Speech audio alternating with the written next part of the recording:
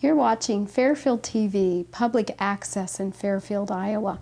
I'm Susan Kessel, the station manager, and you're watching Opening Fairfield Doors. I'm the host today, and Connie Boyer might show up here pretty soon. She's been delayed, and we have a special guest, Craig Gillespie.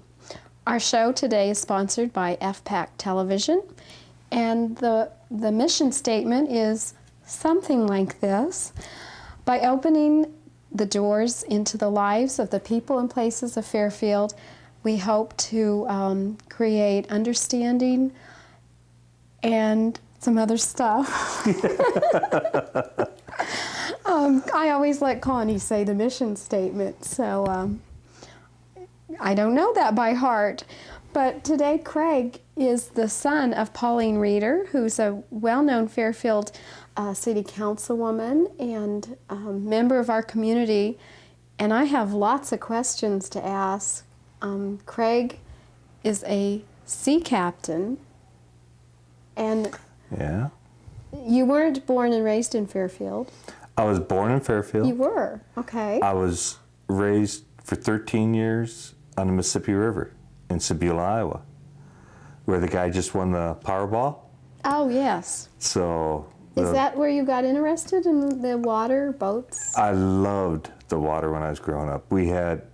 My parents gave us kids complete freedom to go up and down the Mississippi River. I remember 6 years old being with a friend, going to sandbars, having cookouts on hot dogs and everything, and always dreaming Huck Finn, Samuel Clemens stories, and wanting to do the Mississippi River, to take the Mississippi River. And that has always been in the back of my mind since I left Iowa.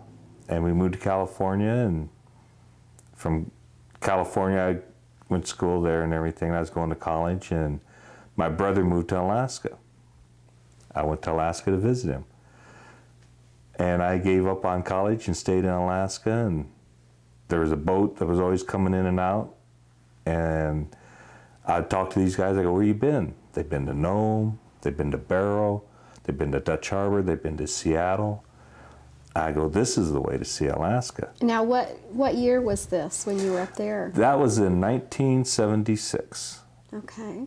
And I bugged this owner every day. I'd drive by his office, walk in and say, you got a job? He goes, nope, don't have one. And after about 6 months of, every day, and he goes, I got a cook's job. I go, well, I'm not a cook. Did you learn quickly? Well, I asked this friend, they said, well, you're a good cook. So I went back the next day and told him, I go, well, I can cook. And he goes, you got the job. So I became a cook deckhand. And that's how I got on boats. Was this a big ship? It was it's what they call a landing craft, like the old World War II days. Okay. You see the soldiers going in. It was that had been converted to a freighter, where we carried freight to villages. And because it was shallow draft, it only drew like 4 feet of water.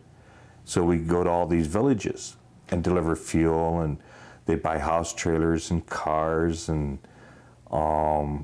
somebody be construction for a school or an airport or something. We'd take all their equipment in.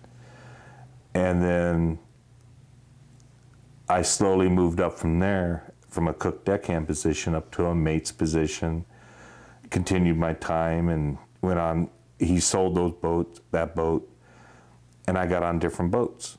And what is a mate? A mate does what the captain tells him to do.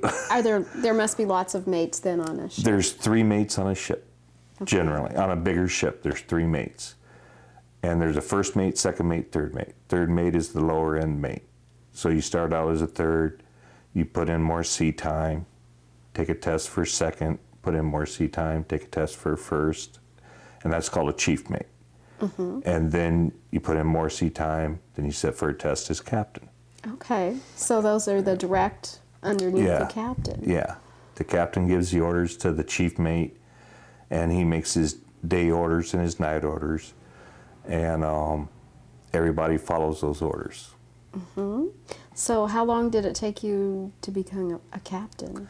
It took me 6.5 years to become a captain, unlimited on oceans, where I can go anywhere in the world.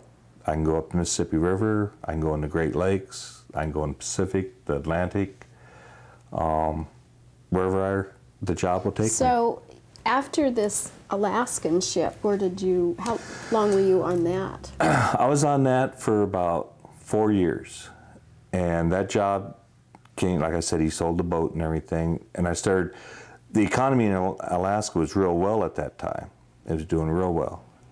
And it started to die off, and so I moved down. My job experience and everything took me to Seattle. I still lived in Alaska, but I started working out of Seattle. I just started doing contracts. And I'd work 6-month, 7-month contracts out of Seattle. And that's where I got on the different ships. Sometimes I'd work a tanker. Sometimes I'd work a freighter, like Sealand, that you see the train go by and they have all these, like the truck trailers on them, and they don't have tires. Well, that's what the ships carry. They disconnect from those tires and everything, those trailers, and they just put all these vans on. And I did that. And then I got into some exploration ships, where I'd explore the bottom of the ocean and everything, looking for oil. And just different experiences that way. Now, boy, I have so many questions. I'm not sure what to ask first. So you mentioned you did a cruise ship around Hawaii. Yeah. I was taking a vacation in Hawaii. And, like everybody else, the vacation was costing me money. And I figured, this is like my 3rd trip to Hawaii, and I figured, well, there's got to be a cheaper way where I could save money, do this. So I went to Hawaiian Cruise Lines, and they go, well, our captain's getting off in another 2 weeks. We need a relief captain. I go, well, here's my paperwork and everything. They go, okay, we need somebody for a month. So that's how I got onto the cruise ship, as a relief captain. And I stayed, and they go, well, we want you to stick around. So they put me on their other cruise ship. And I stayed there for 3 months, and I go, well, and cruise ships are fun. They're interesting. Yes. But for a permanent person, it wasn't what I was looking for, because it's a 7-day trip in Hawaii where you go to all the islands. And I'd seen the islands, seen the islands, seen the islands. Okay. And so I moved on, and I go, well, I'm going to go back to Alaska. And I went back to Seattle and started shipping out of Seattle again and catching 6-month contracts again. So what is the longest that you've ever been out to sea? Probably about 9.5 months. Wow. Did that bother you? No. You gotta love it. It was. I have no commitments, so without any commitments, I have nothing to draw me back. And that's the problem with a lot of people out at sea, that they have families, the wives, their children and everything, and they want to see them. Well, I have no wife, no family, my mom, my relatives here, and that's why I come back to Fairfield, is to see them. But out at the ocean, it's just, I hate to say it, but it's me in the ocean. It's what I enjoy and I love, the sights I see. I know I've been on some cruise ships, and you get to know your wait staff at your table and different things, and you ask them all kinds of questions, and lots of times they were married and had families and would even be like from England or something, and they would tell us how long they had to be away from their family, and sometimes it seemed like an awfully long time. It is. It's like when I was on the cruise ship, we had a lot of Filipinos, and those Filipinos, they would sign a year contract in Hawaii, and they're gone from their family for 1 year. And but it's a sacrifice they make, because the economy wasn't that good in the Philippines, and they weren't getting paid a lot of money on a cruise ship, but for what they could be doing in the Philippines, it was a lot of money.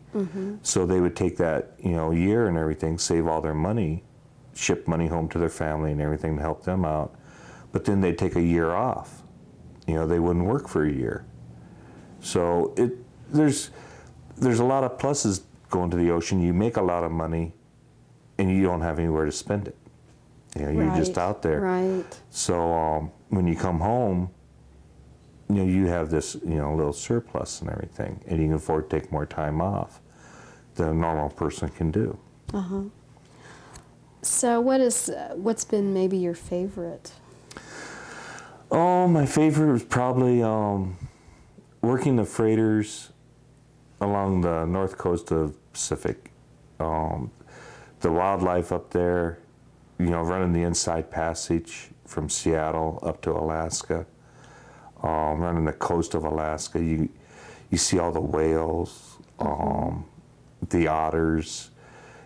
The inside passage, you'd see deer swimming across the channels. Deer? Deer. And, working the coast of Alaska, you see the caribou. They're I've swimming. been to Alaska, and I can appreciate that. Okay, the volcanoes, when they're blowing and everything. It's just, the ocean gives me the opportunity to see all these things that are close to land, that cars don't get to see and everything. People don't, get to see every day. And that's what I enjoy so much about being a captain, is the things I get to see. And, but the North Pacific and Alaska has been my greatest experiences on the water. And I would say that cruise area for tourists is starting. I hear more and more about people going on cruise trips to Alaska. My Aunt Barbara just went on a cruise to Alaska, and the cruise ships working out of Vancouver, because they have to work out of Vancouver, British Columbia, has just skyrocketed. There's probably a ship leaving every 3 or 4 days to go up the inside passage. And they have different things they can do, like they can pick it up in Vancouver and take it up north through the inside passage. They can get off when they get to Juneau and stop their trip there. They can continue on, because some of the ships go on and they cross the Gulf of Alaska and they go into Whittier, Prince William Sound, where the Exxon Valdez was. And they can get off there and then take interior trips and everything, and they can stop their trip there. It has really opened up a lot. It's brought a lot of economy to the state of Alaska and everything. I bet it has. It's really We were also talking about, just in general, how cruises have taken off, and I know that my husband, with his company, we've taken some vacations, and at first they were, maybe in the late 70s, and then there weren't as many offered. But nowadays, you can hardly turn on the television without having one promoting something. Well, I worked in Puerto Rico. I ran a ship out of Puerto Rico to New Orleans for a while, and there would be times in San Juan, Puerto Rico, there would be 10 cruise ships tied up there. And you can't beat a cruise ship. They're kind of bad if you're on a diet, because the food on a cruise ship, they got 24-hour buffets. We're going in 2 weeks, and I've been on a diet. It's tough. But you know what? They do have low-fat food now. Yeah. They do have healthy choices. Well, and they got gyms on them. Gyms? Full-size gym. They got, you can play basketball on a cruise ship. It's all Golf? netted. Virtual golf?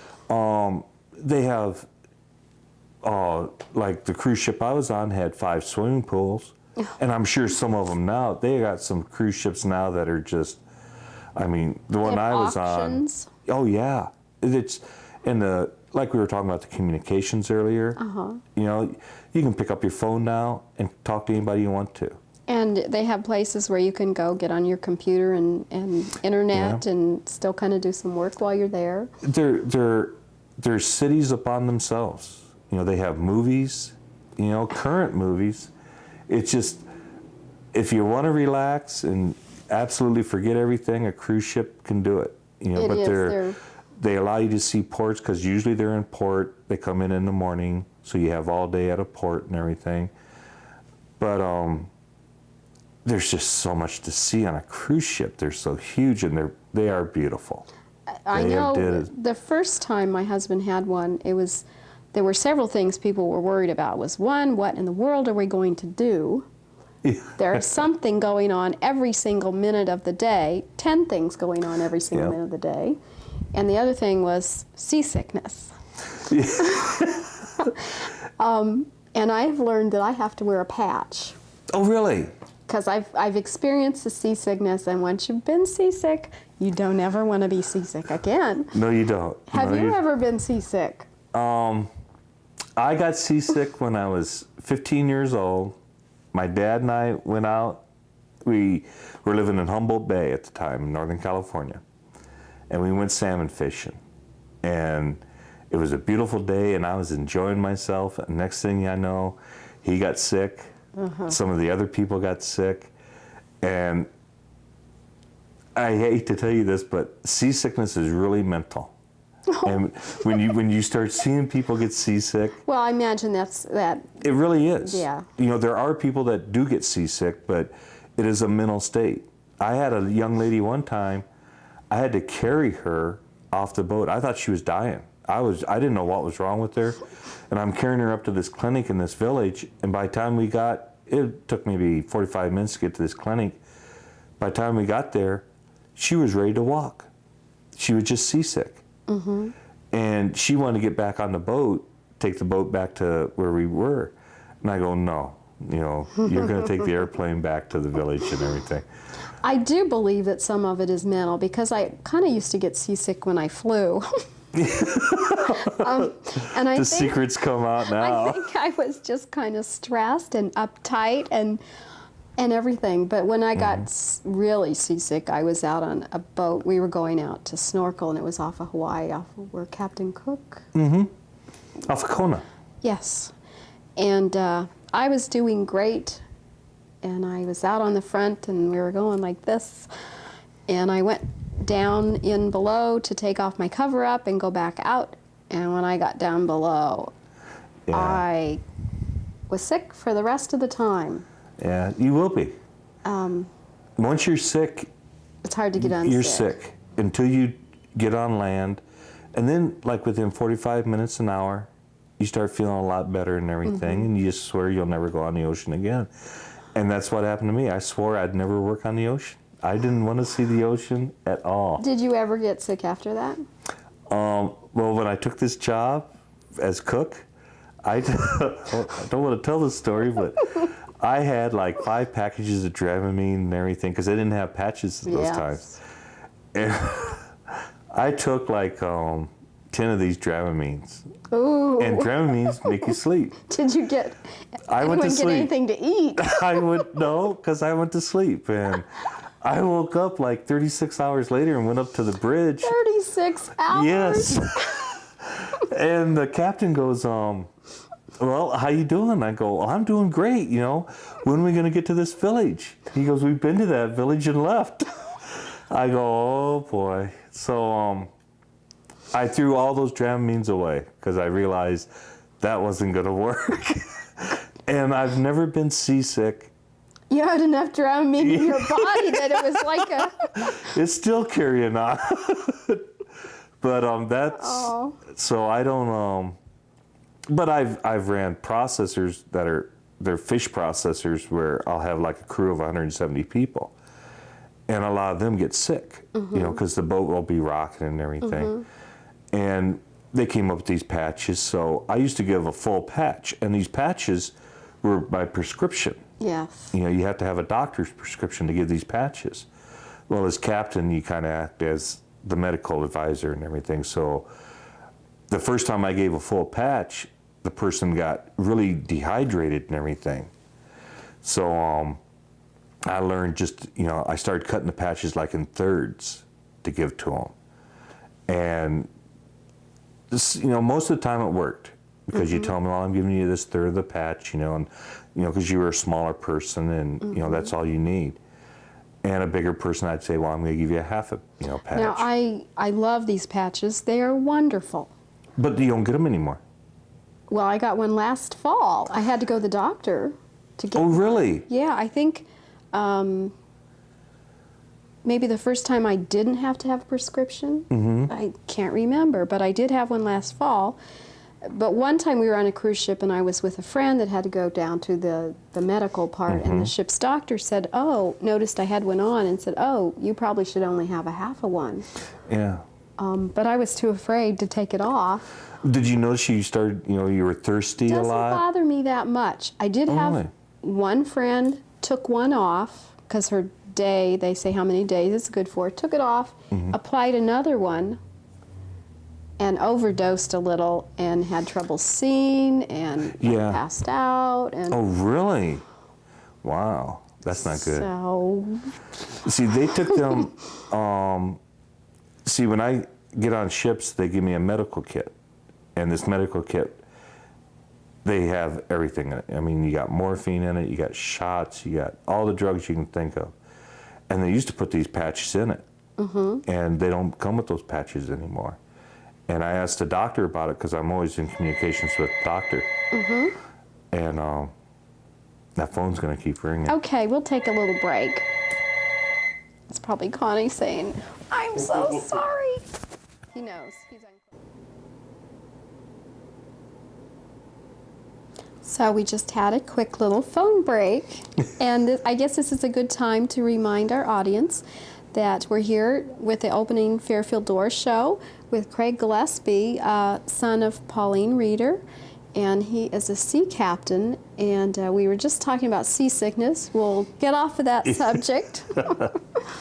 I don't think that's something that people have to worry about as much these days. So. Oh no, these cruise ships, they got stabilizers in them and everything else, and with the weather projections they have now, they can avoid storms. They go around and storms and everything. They stay in port a little bit longer, and nobody has the fear of being seasick. I mean, you don't even know. I agree. The ships don't move.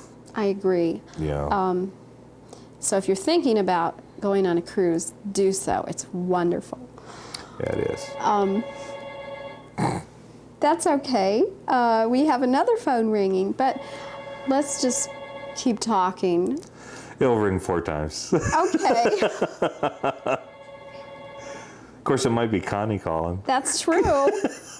Okay, we'll stop. Well, we were just joking about how FPAC needs some editing equipment so that we can edit out little things like phone calls. But that's another story. That's for the city council meetings on Monday night. Yes, of which your mother is on. Now I know who to talk to. Okay. So back to sea. And we were talking about cruise ships. And the one we were on in the fall stopped at Caracas. And they were telling us not to get off there unless you're on a tour. Do you have very many ports that are difficult, unsafe? Well, in every port, there's places you shouldn't go, places you can go, and I don't have a problem with most of the ports I go to because I'm a foreigner coming to their country, and I always project the image that I'm here to be with them. I'm not bringing my Americanism to them, trying to push myself upon them. And I've always been really well accepted every place I've went. And I've never had a problem, and you don't always know the places to go, but there are some bad ports, and some of the countries now, countries as a whole they just aren't safe countries. And I was just in Africa a year ago, and that wasn't a very pleasant experience. Because the port I'd tie up to, I was running tankers there, and the port I'd tie up to, the soldiers, it was formerly Zaire, it's now the Democratic Republic of the Congo, and they train right there at the port. And it was something to see because, in America you have to be 18 to get into the service and everything.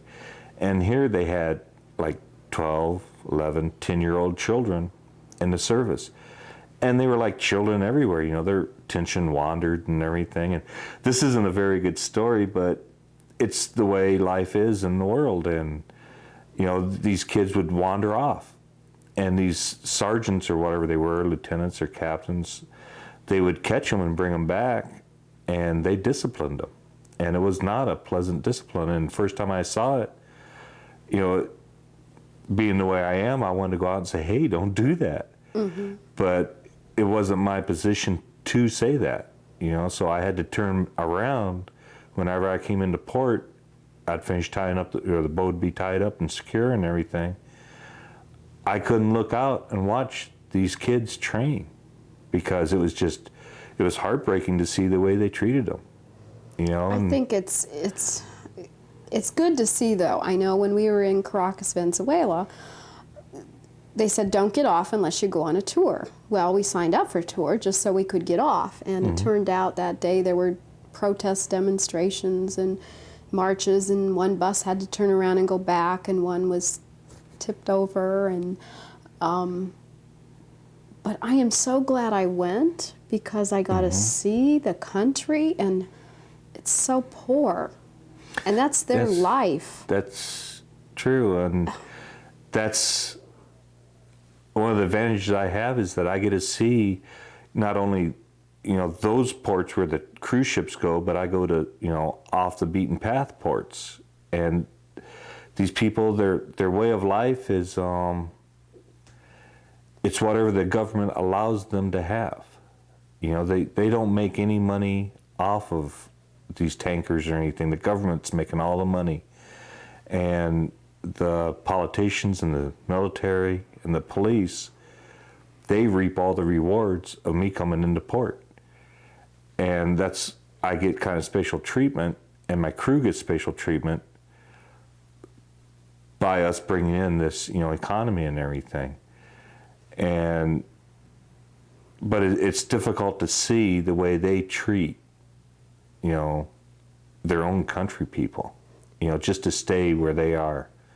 And it's mind-boggling to see different cultures and the way they live and how we live, and we're not always right. It gives you a greater understanding of the world. Yeah, you have to accept their lifestyle, you know, Right. the way it is, because they're happy people. You know, you look at them and you go, God, they're poor. You know, I mean, you can talk about their cities and, you know, I mean, like their sewage system. There is no sewage system. You know, it just runs out into the street. And, you know, to us, that's unthinkable. Mm-hmm. You know, that's not the way to live. But they're happy with these lifestyles. You know, you see kids playing and they're laughing and everything. And I have to remind myself not to impose, you know, my will upon them. And because if you do, then they take offense by that. You know, Right. You know, it's like Big Brother. You know, you're American coming down here, and America has some problems with their what's the term I want? Their image. You know, they like to, you know, people like to have help from America, but they don't want America to come in and tell them what to do. Fine, give us the help, you know, send the money and everything else, but don't come down and tell us how to change our lives, how to live our life. Just, you know, help us try to improve our life. It's kind of conflicting what I'm saying, but I understand, you know, why it's that way. It's, as I was talking to someone earlier today, things are always a lot more harder to understand. They're just not as simple as people think. It really isn't. And that's why when you leave a port to get back to the ocean, it's nice to get back to that peacefulness, the serenity you have on the ocean, you know, because the ocean, you know, like all the people in Fairfield, you know, they go to work every day, you know, they have to go to the post office, they have to pay their bills. I have none of those problems. You know, I watch sunrises, I watch sunsets, and I don't have to worry about getting to the post office because I'm right there at my job. Yeah, you are the first sea captain I think I've ever met. Mm-hmm. Are there very many sea captains in the world? I mean, it just seems... There's probably maybe a total of my license, which is the upper license. There's maybe 4,000 of us, you know, at my level. And it's a kind of an elite club. So when Connie Boyer told me that you were a sea captain, I said, "Are you sure?" And she goes, "Yeah, I think that's what he said." And that's just such a different lifestyle than here in the Midwest that we're used to. Well, it is.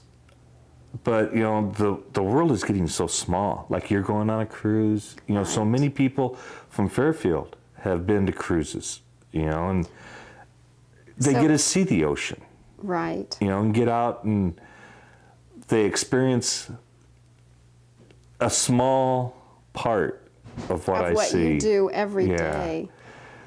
And, you know, I mean, like, you go to sleep at night, but, you know, my crew is up all night. And I don't sleep too much on the ship, so I go up on the bridge and, you know, you see the dolphins come. And they leave a trail in the water that you can see, this phosphorus in the water. And, you know, I'll go down the bow, you know, and I'll just watch these dolphins play. Why do they leave a trail of phosphorus?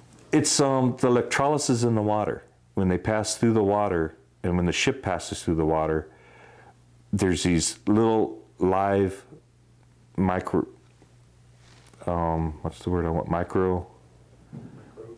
Organisms? Yes, Microbes? thank you. I didn't know how. I didn't quite know how to say microorganisms. And when you disturb them, they light up. And sometimes, like if you ever, you know, late at night on a cruise ship, you go back on the fantail on the stern of it, you'll see where your wake is. It's all lit up, and it may be lit up for 100 yards. It may be lit up for a couple of miles. Depends how much is in the water at that time. I'm gonna go do that. And it's like it's beautiful to see. And then when you see these dolphins swimming through the water and they're leaving these trails, it's just, you know, another part of Mother Nature, you know, speaking to you in her way, you know, enjoy this. Wow. What are some other things that you see when you're out there? Oh, there's so many things. I mean, the whales and the feeding habits. I mean, I saw these two little old dolphins. I mean, like, there's many different breeds of dolphins, porpoises. And there's these slow ones, and they're spotted dolphins. And they were going along by themselves, and these two killer whales came up behind them. And they were, you know, tracking them. And when the dolphins come out of the water, the whales came out of the water. But the whales were, you know, gaining because they're like, you know, 110 feet long. So they finally catch up to them, and this one dolphin comes out of the water, and the whale came up behind it and came out of the water at the same time. And that dolphin wasn't there anymore. I mean, he ate him. But all of a sudden, wow, out of nowhere comes these spinner dolphins. And they cut between, I mean, dolphins talk all the time in the water, and the whales are talking. And it's like they had communicated, hey, we're in trouble. And these spinners came in out of nowhere, and they distracted these two whales. And they turned, and those dolphins started going in circles. And these whales were following them. Meanwhile, this other dolphin or porpoise just kept on going on his own, you know. So you see things like that, and you just go, nobody else sees this. Oh, you're right. You know? And like the otters, you know, you see families of sea otters where maybe there's 300 sea otters just swimming on their backs, and they got some clams or crabs or something. They're pecking away, and they're the cutest little things, and you go right by them. Yeah, the awesomeness of Mother Nature. Yeah. And we were talking about the power of Mother Nature too, the strength and. Oh, you know, you have days like where you see the otters swimming on their backs and the dolphins playing and everything, but then you got days where the storms come and, you know, they come within like 2 or 3 hours. So have you ever been out there and been really scared? One time. One time. One time I figured that was it. And I may have mentioned this to you, but we had left this pass to cut across the Gulf of Alaska. And it was a big swell, maybe a 20-foot swell. And it wasn't bad, it was calm, you know, it was just up and down 20 foot. But the wind started to pick up and everything, and it developed into like a 50-foot swell. And it started combing where the water was breaking. And every wave, I'd drive the ship up the wave, so it'd have the power to steer itself. Well, this was a pretty big ship. Yeah.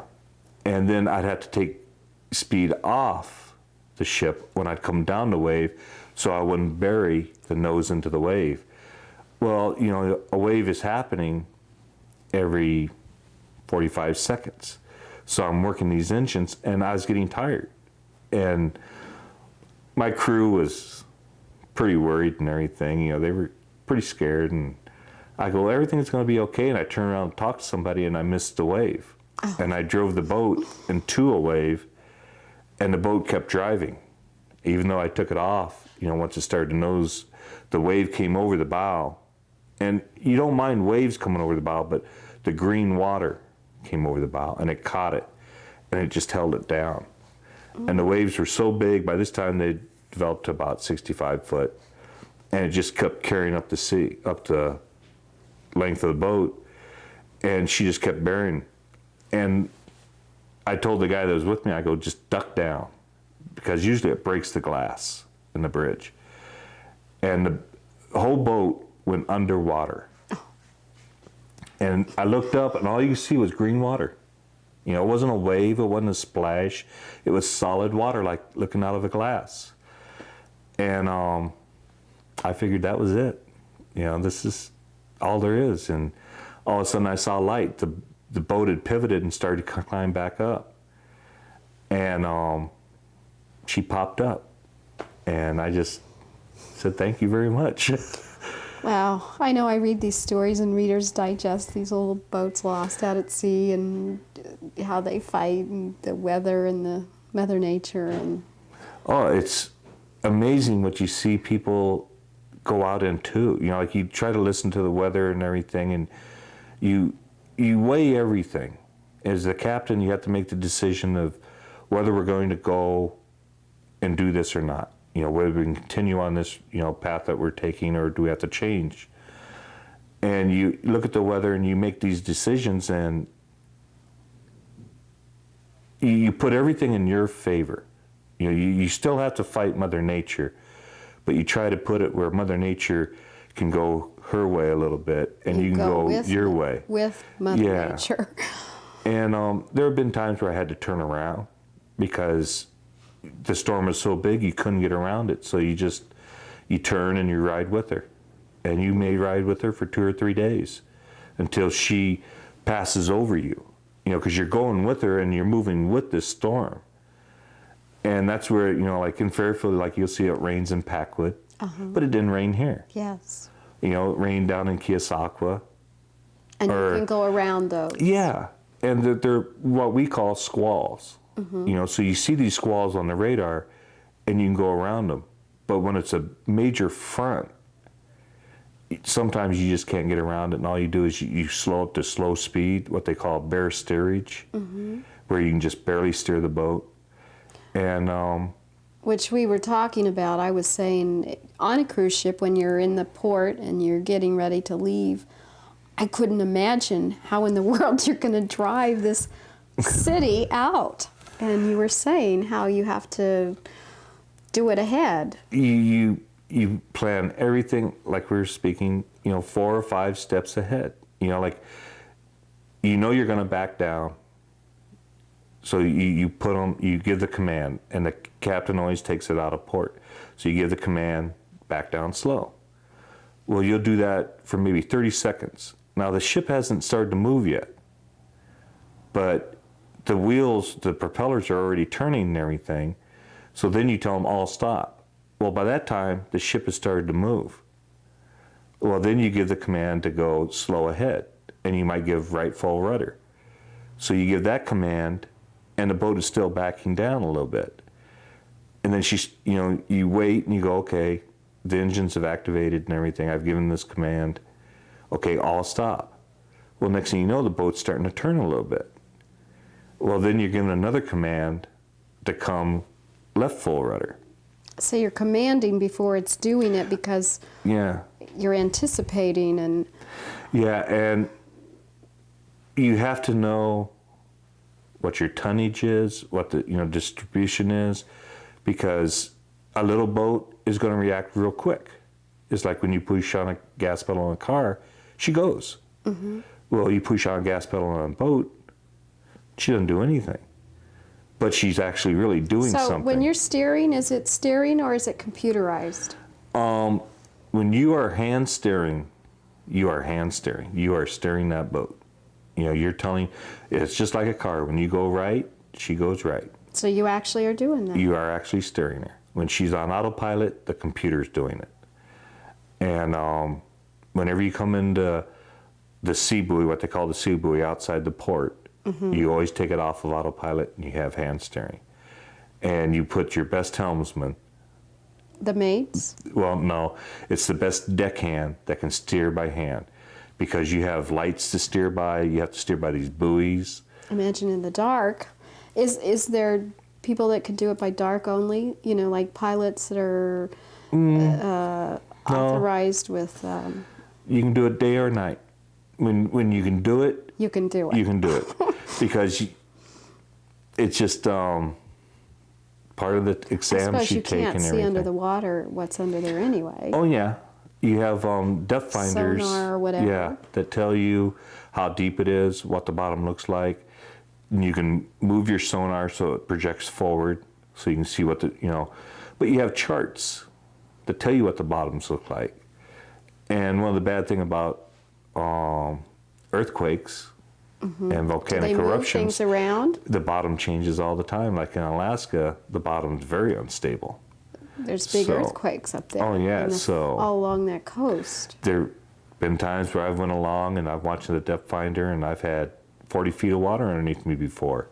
All of a sudden, there's no water. I go, whoa. And all you can do is you put somebody up on the bow to look down to make sure you go around these pinnacles that have developed and everything. And you just go at a slow speed. And then you're marking all this on the chart. Stay away from this area. So you've made the latest map. Yeah. Basically. And you call the Coast Guard and you notify them that this bottom has did this. Mm-hmm. And you send them a projection of what you've done and everything. Wow, that is so interesting. It is. I love my job. I love my job. That is great. You would have to love it to be out there. I said I love the water and the ocean, but I also kind of have a little, not fear, but I respect. Well, mm-hmm. I'm sure you do. No. But if you don't, you're in trouble. There's a lot of people that they don't respect it and they don't come back. Mm-hmm. They go down with it. And in the colder climates is where it's worse because they, especially with fishermen and everything, that's how they make their living. They make their money by getting these fish. But a storm comes up and the water comes up, the spray comes up on the boat and it freezes. Mm-hmm. Well, that changes everything on the dynamics of this vessel. She's meant to be buoyant at this certain area. Gain weight. And all of a sudden you're gaining weight up high. So she gets, quicker and quicker. And once she starts to make ice, you'll make maybe an inch of ice in an hour. But then once you've made that inch, you've made 6 inches in the next hour. You've made 3 feet in the next hour. I've had caterpillar, cat that push dirt and everything, D9 cats. On my deck, you couldn't even recognize them. There was so much ice on them. It's just a big mound of ice. And that throws your stability off. And these fishermen go out there and they got all these crab pots and this fishing gear on board. And they just want to keep fishing. and they don't realize it, and they turn sideways to the sea, or they don't hit the sea just right. They flip over. And once a boat is going down, there's nothing you can do about it. I mean, she's down. I assume that that's a lifestyle that's passed on from generation to generation, somewhat. Maybe it used to be and not now. It's economics. You know, people, the money for fishing is so, you know, high. Like farming here, Yeah. it's been kind of a generation to generation, but they're Yeah. seeing more and more where... Well, you know, the techniques improve, you know, the fertilizers, you know, we can get more. You don't have to rotate the crops like you used to. You can, you know, plant corn 5 years now instead of every, 2 years. But it's still something that you better know what you're doing. You better... Because there's a lot of... It's dangerous. Greed. Farming is one of the number one I've seen dangerous guys... occupations. They just... They come in and, you know, I mean, deckhands are sliding all over the boat and everything because they can't get their footing. Just solid ice. So what do you wear? Do you have a white You wear hat rain gear. and everything? Well, no. On the cruise ship, yeah. The cruise ship, They I make wore a you dress uniform. like I was dressed to go to dinner. Okay. And but out at sea, nah, I dress like this. I have my tennis shoes. When I go out on deck, I put my rain gear on, boots, just like the deckhands. And That's even in good weather? In good weather, nah, I put my shorts on and I take it pretty easy in good weather. That's the life we see in the movies, and we say, what a life. And that's when it's best. Right. You know, I mean, that's when you those bad days make you really appreciate the good days. And are there more good days than bad days? Sometimes. Sometimes there's not. Depends where you're at. Like, if you're working down in Gulf of Mexico or the Caribbean or something, A lot of good days. every day's a good day. But you get up in the North Pacific, North Atlantic, South Pacific, South Atlantic, there's more bad days than good. So where are you now? Where are you sea captain now? Right now, I was working in the southern Gulf of Mexico. I was working tankers down there. I just finished a contract down there. And I don't know where my next I'd like to kind of go back to the North Pacific. I really miss those waters and everything. Even during the winter months? Yeah, it's a challenge that it draws you. Do you think you'll do this for the rest of your life? Oh, no. No, well, yeah, I'll always be a captain. I will always want to go to sea, but I don't want to go as much as I do now. You know, if I can relieve captains, you know, work a couple of weeks here out of, you know, maybe 2 or 3 months. But I never want to give up the water. It's in your blood. It really, yes, it is. Yes, it is. It's a challenge and freedom that not everybody has. You know, I don't have to report to work at 8 o'clock in the morning. And like I said, I don't have to go to the post office to pick up mail. I don't have... Are you up all night? I sleep about maybe 4 or 5 hours a day. I'm always up. I'm always up. I'm not always up on the bridge. You know, I go through the boat. I go down the engine room and check things. Because the captain, he's responsible for every single thing that happens on that ship. On the cruise ship, if your food isn't good, it's the captain's fault.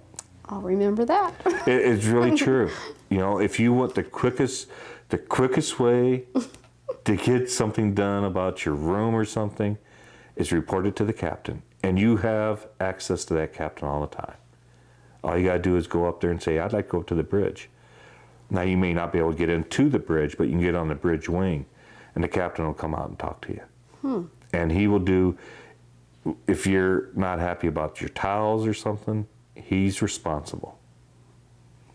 I mean, it's a heavy load the cruise ship captains carry. You know, the garbage that is generated on a cruise ship is tons daily.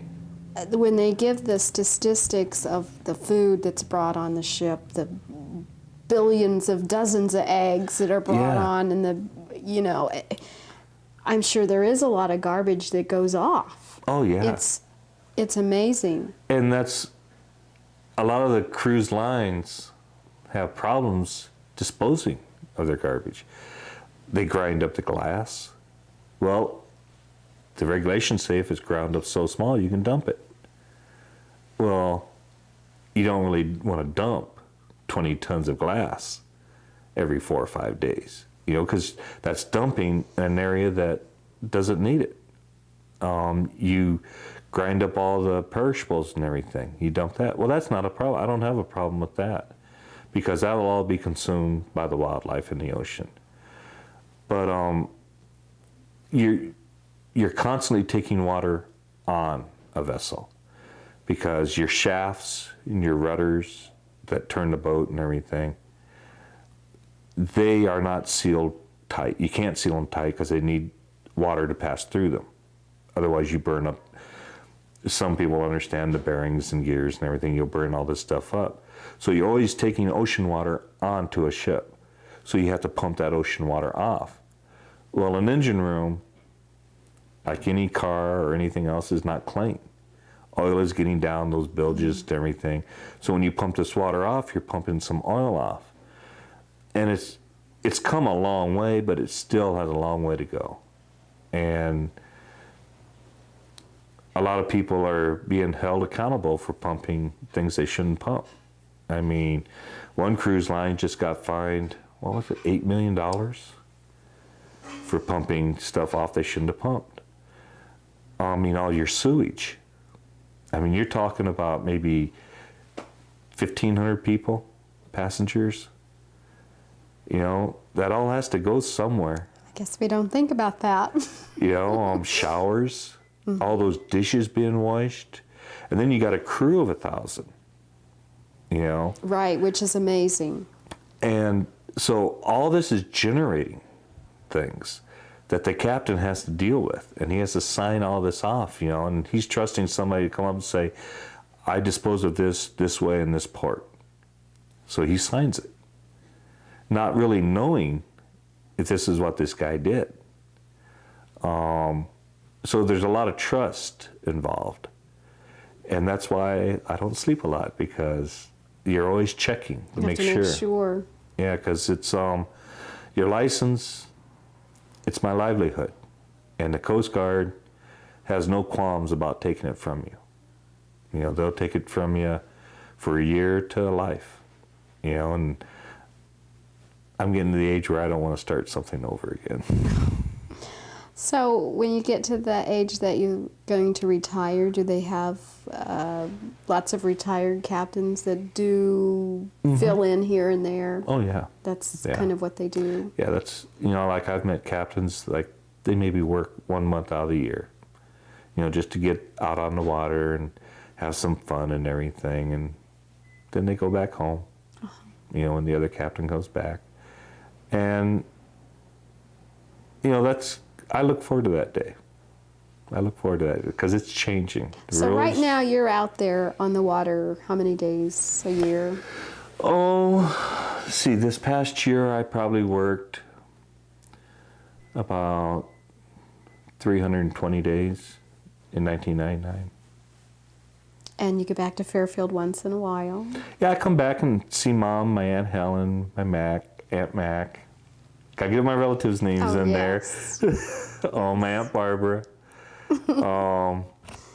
I come back and see them and, you know, check on Mom and make sure everything's going good with her. And we're getting ready to make a trip out to see my brothers and sisters and everything in California. So I managed to find some time for my family. So your family, have they been out on any ships with you? Never. Never? Never. Not your brother? Nope. I don't really want them to go out with me. They can go with some other captain. You're busy. I'm very busy, and I don't want the responsibility of my family. You know, I'll look after my crew and everything, but my family, I don't even like my family to pick me up at the airport because it's a responsibility that they're taking to get to the airport. You know, I'm strange that way. Oh, that's okay. You save them for when you're back here in Fairfield and Yeah. the good time here. I go visit them at their houses and everything and tell them sea lies and, you know, make them chuckle. Well, this has been a great interview. I'm so glad that Connie, poor Connie, I'm not sure where she is for this interview. I'm sure something important came up and I have to find out. But she's the one that told me about you, and I thought, wow, a sea captain, that's not every day that you get to interview a sea captain, someone from Fairfield that has this way of life. Well, I'd like to thank you. You made this very comfortable for me. Well, good. Thank you. Good, and I hope that by opening the door to your occupation has been enlightening to a lot of Fairfield people and our community. And well, I hope they get to go see the ocean. I hope they get to go visit it. There's nothing like the ocean if you haven't seen it. And just be at peace with it. You know, enjoy the sunrises, the sunsets, the people you meet on the ships. You know, it's something. It's a wonderful experience. Everyone should see the ocean at least once in their life. And I hope it's a pleasurable trip for them. Yes. So thank you, Craig Gillespie, for being with us here on Opening Fairfield Doors. Thank you.